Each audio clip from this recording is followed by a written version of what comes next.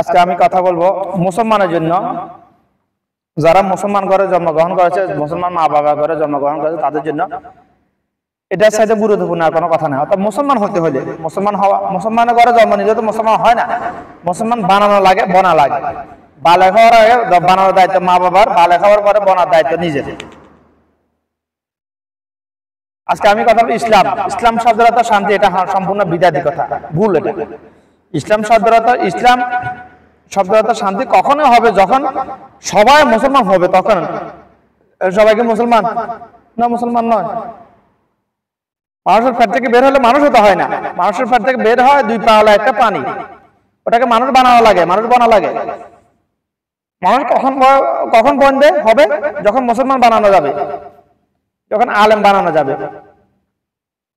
তো মুসলমান, ইসলাম শব্দের অর্থ হলো, ইসলাম শব্দের অর্থ হলো আত্মসমর্পণ করা।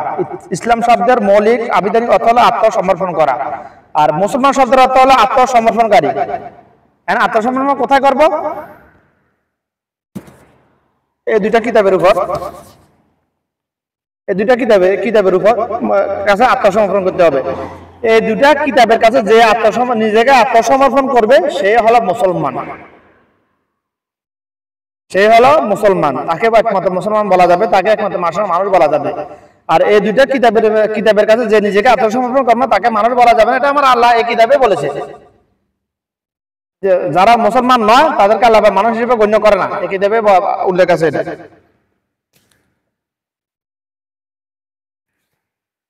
এখন অনেক ফেরকাবাজি মানুষ রূপী শয়তান আবার ফেরকাবাজি করতে পারে। কোথাও উল্লেখ আছে বলো?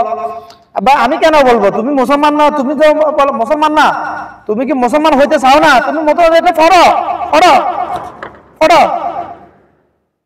তুমি এটা পড়ো, যে বাংলা তাফসীর সহ, বাংলা অনুবাদ সহ কোরআন মাজিদ একটা নাও, 1012 টাকা মাত্র। পড়তে পারো? তুমি নিজে পারবে না? তুমি না, তুমি পড়ো। আমি তো শুধু বলতেছি, শুধু আমি সেদিন এই কিতাবগুলো উল্টাবো যেদিন আমার এখানে ধনভাণ্ডার শেষ হয়ে যাবে, এর আগে না ইনশাআল্লাহ। এটা কখন শেষ হবে এটা আমি জানি না, এগুলো তো অনেক দূরের কথা।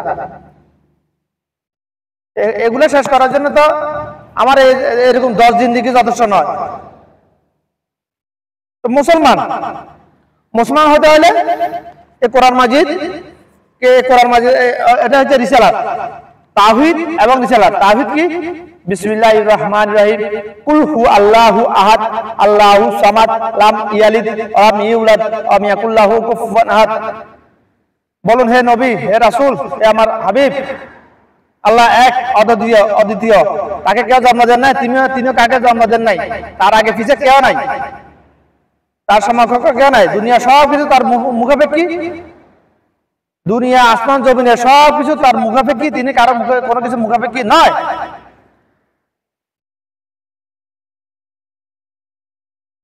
এটা হচ্ছে মূল তাওহীদ, কালিমা তাইয়্যিবা, লা ইলাহা ইল্লাল্লাহু মুহাম্মাদুর রাসূলুল্লাহ সাল্লাল্লাহু আলাইহি ওয়াসাল্লাম। দুইটা অংশ, তাওহীদ আর রিসালাত। লা ইলাহা ইল্লাল্লাহ, আল্লাহ ছাড়া কোনো মাবুদ নাই। মুহাম্মাদুর রাসূলুল্লাহ সাল্লাল্লাহু আলাইহি ওয়াসাল্লাম, আল্লাহ তাআলা প্রিয় বান্দা ও রাসূল, আমাদের মতো মানুষ। এটা হচ্ছে রিসালাত। এবার আসলে রিসালাতের ব্যাখ্যা। রিসালাতের ব্যাখ্যা জানতে হলে এই দুইটা কিতাব পড়তে হবে, অন্য কোনো উপায় নাই ভাই। রিসালাতের উপর পরিপূর্ণ ঈমান আনতে হলে এই দুইটা কিতাবের কভারের উপর ঈমান আনলে হবে না ভাই, লেখাগুলোর উপর ঈমান আনতে হবে। লেখাগুলোর উপর কুল আউযু বিরাব্বিন নাস মালিকিন নাস ইলাহিন নাস মিন শাররিল ওয়াসওয়াসিল খান্নাস আল্লাযী ইয়াসইসু ফি সুদুরিন নাস মিনাল জিন্নাতি ওয়ান নাস। বলুন হে আল্লাহ, আমি আশ্রয় গ্রহণ করছি মানুষের পালনকর্তা আল্লাহ সর্বশক্তিমান আল্লাহর উপর, আল্লাহর কাছে। মানুষের অধিপতি, মানুষের মাবুদের, তার অনিষ্ট থেকে যে কুমন্ত্রণা দে ও আত্মগোপন করে, যে কুমন্ত্রণা দেয় মানুষের অন্তরে, জিনের মধ্যে থেকে কি মানুষের মধ্যে থেকে, এগুলো হচ্ছে রিসালাত। আর এটা এগুলো হচ্ছে রিসালাত। তাওহীদ কি? বিসমিল্লাহির রহমানির রহিম, কুল হু আল্লাহু আহাদ আল্লাহুস সামাদ লাম ইয়ালিদ ওয়া লাম ইউলাদ ওয়া লাম ইয়াকুল লাহু কুফুয়ান আহাদ।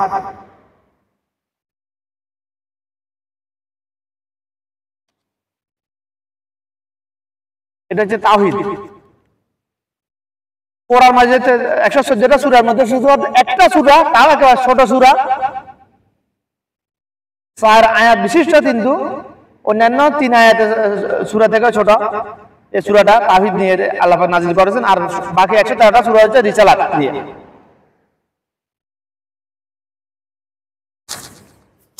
এখন এবার আসুন ইসলাম মাযহাব কি।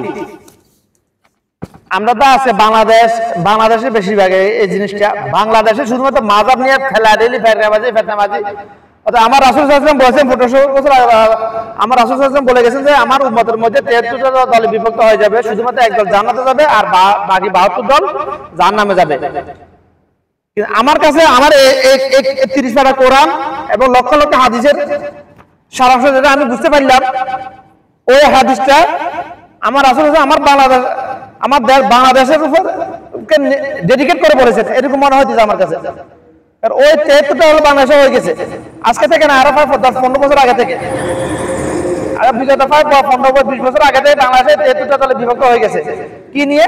শুধুমাত্র মাযহাব নিয়ে ফেতনাবাজি করে, শুধুমাত্র মাযহাব নিয়ে ফেতনাবাজি করে, মুস্তাহাব সুন্নাহ সম্মত মুস্তাহাব আমল নিয়ে, তাও সহিহ এবং জাল হাদিস নিয়ে, বেশিরভাগ জাল হাদিস, বেশিরভাগ বিদাতি আমল নিয়ে, বিদাতি আমল নিয়ে ফেতনাবাজি করতে জাহান্নামে দিয়ে চলে যাচ্ছে। বিদাতকারীর জন্য আমার রাসূলের সহিহ হাদিস। যারা বিদাতকারী, যারা বিদাত আবিষ্কার করেছে, বিদাত প্রতিষ্ঠিত করেছে এবং বিদাতকে অনুসরণ করেছে, সবাই জাহান্নামী। কেন জাহান্নামী? হাসরের দিন,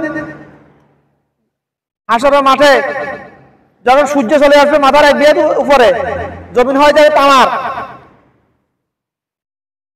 এখন সূর্য লক্ষ লক্ষ মাইল, কোটি কোটি মাইল দূরে থেকে তাপ দিতেছে, তাও অসংখ্য অগণিত ফেরেশতা অনবরত পানি ঢেলতেছে তাপ কমানোর জন্য।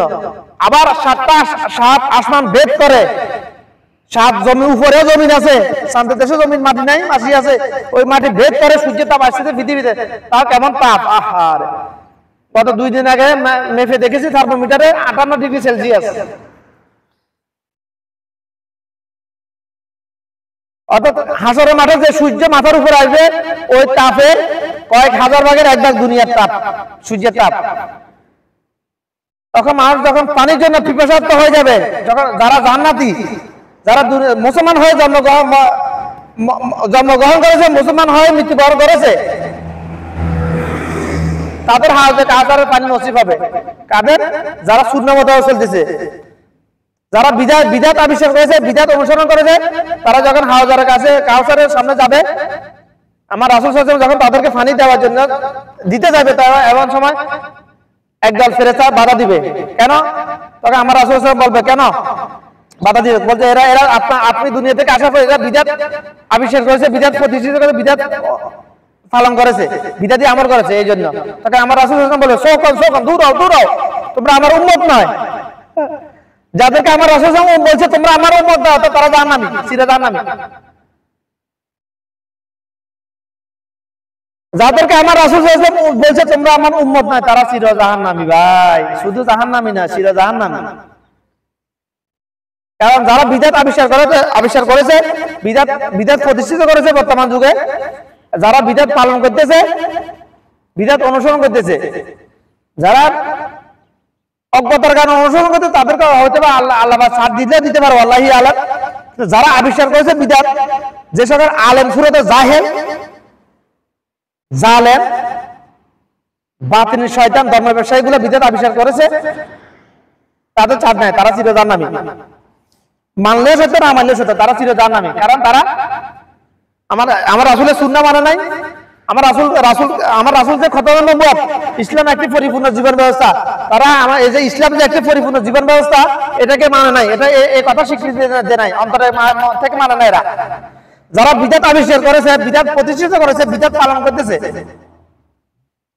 যারা আলেম নামের জাহেল বাতিনি শয়তান, তাদের কথা বলেছি, তারা ইসলাম একটি পরিপূর্ণ জীবন ব্যবস্থা, এই কথাটা মানা না, আমার রাসূলের এই কথাটি মানে নাই, এই কথাটার উপর তারাই মানা নাই। অর্থাৎ রিসালাতের উপর তারা ঈমান আনতে পারে নাই। যারা রিসালাতের উপর ঈমান আনতে পারে নাই সে তো জাহান্নামী, সিধা জাহান্নামী, প্রকাশ্য সত্য। এটা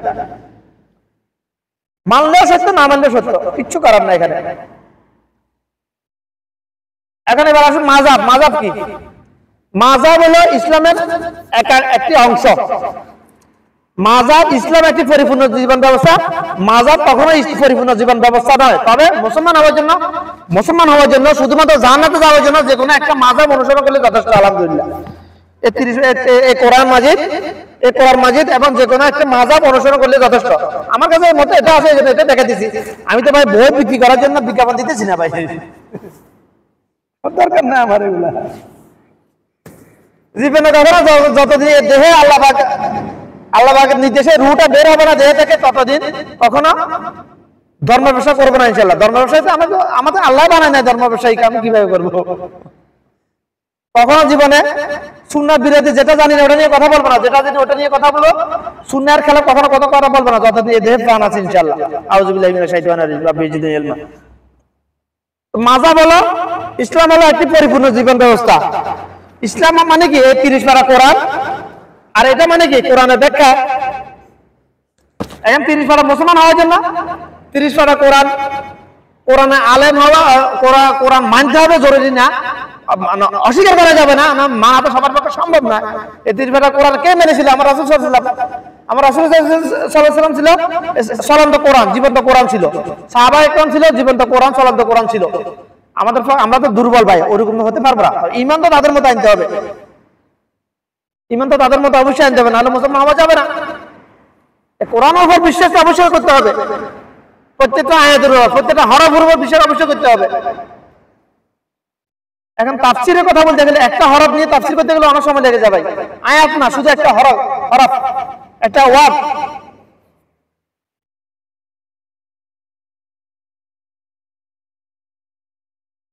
ওই হাত আমি পাবো না। তো এই 30 পারা কোরআন তাফসীর করার হায়াত আমি পাবো না। এলেম আল্লাহ ভাই আমাকে দিয়েছে, হিকমত দিয়েছে, কিন্তু হায়াত পাবো না ইনশাআল্লাহ। আমি কত বছর আর বাঁচবো? আমি কি 100 বছর বাঁচবো আজ থেকে? না, গড়াই এটা এরকম না, গড়াই হয়েছে 63 বছর। আমার আসলে ওমর হায়াত। তো মাযহাব হলো ইসলামের একটি পরিপূর্ণ জীবন ব্যবস্থা। মাযহাব হলো ইসলামের একাংশ, একটি অংশ। যেমন আরো খোলাসা করে সহজ করে বলতে গেলে মনে করেন মাযহাব ইসলাম হলো বাংলাদেশ, আর মাযহাব হলো বাংলাদেশের 6টা বিভাগের মধ্যে কয়েকটা বিভাগ, দুইটা কিংবা 3টা বিভাগ, যে কোনো একটি মাযহাব হলো। এখন আমি বাঙালি, আমি তো ফেনীতে জন্ম করেছি, আমি ফেনী জেলার অন্তর্ভুক্ত। আমার বাংলাদেশের প্রত্যেক জেলার বিস্তারিত জানতে হবে জরুরি না। প্রত্যেক জেলার উপজেলার বিভাগের তথ্য জানা আমার জন্য জরুরি না।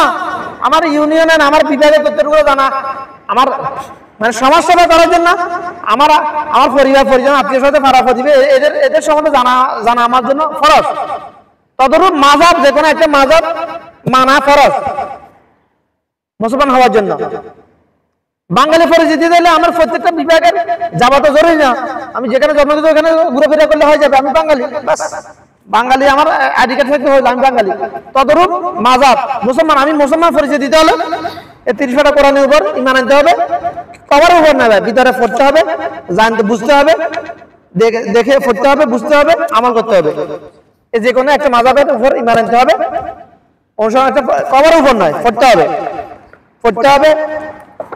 বুখারী শরীফ অধ্যায় নম্বর 1 নম্বর হাদিস, হাদাসানা ওমর ইবনে খাত্তাব রাদিয়াল্লাহু তাআলা আনহু কালা রাসূলুল্লাহ সাল্লাল্লাহু আলাইহি ওয়াসাল্লাম ইন্নামাল আমালু বিন্নিয়াত। এই হাদিস নিয়ে ব্যাখ্যা দিতে গেলে আমার অনেক সময় লাগবে, কয়েক ঘন্টা লেগে যাবে।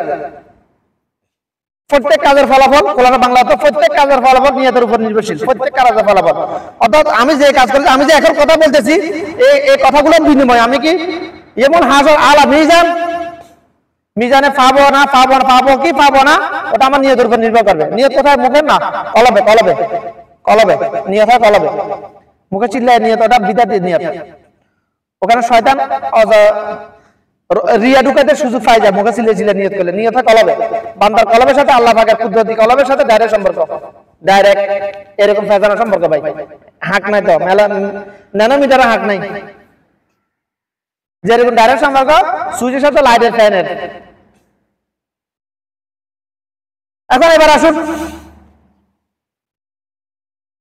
এত শূন্য সম্মত হাদিস থাকতে এত শূন্য আমল থাকতে বিদাত কেন আবিষ্কার করেছে বিদাতীরা ধর্ম ব্যবসায়ীরা বাতিনি শয়তানগুলা অবশ্যই কোনো কারণ আছে তারা শূন্য